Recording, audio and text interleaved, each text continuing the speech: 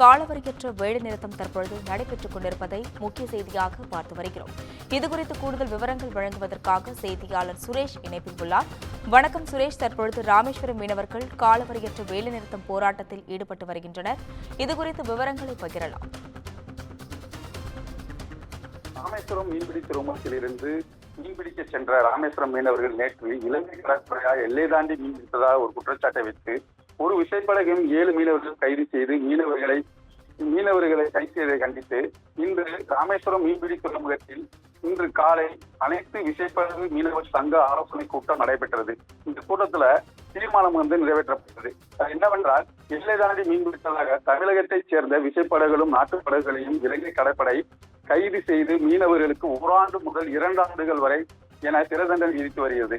இலங்கை சிறையில் வாடி வரும் 66 மீனவர்களையும் நல்ல நிலையில் உள்ள படகுகளையும் உடனே விடுதலை செய்ய வேண்டும் என்றும் நீண்ட காலமாக இருந்து வரும் இந்திய இலங்கை மீனவர்கள் பிரச்சனையை நிரந்தர தீர்வு காணவும் மற்றும் பாரம்பரிய கச்சத்தீவு பகுதியில் மீன்பிடிக்க உரிமையத்தை பெற்றுத்தரவும் மத்திய மாநில அரசுக்கு வலியுறுத்தி வருகின்றனர்.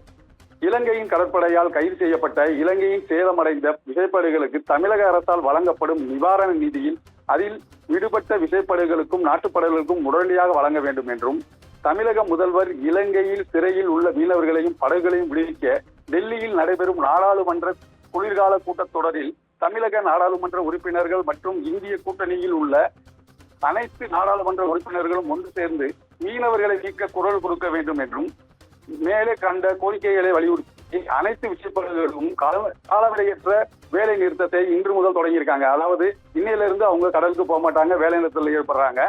வருகின்ற ஆகஸ்ட் மாதம் 13ஆம் தேதி அன்று புதன்கிழமை தங்கச்சி மரத்துல வலசை பேருந்து நிலையம் அங்க ஒரு ஆர்ப்பாட்டம் நடத்துறாங்க.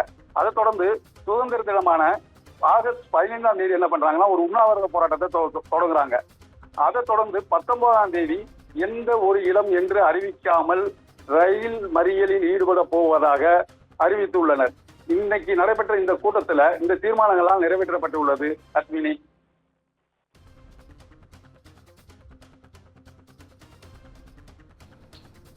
விவரங்களுக்கு நன்றி சுரேஷ்.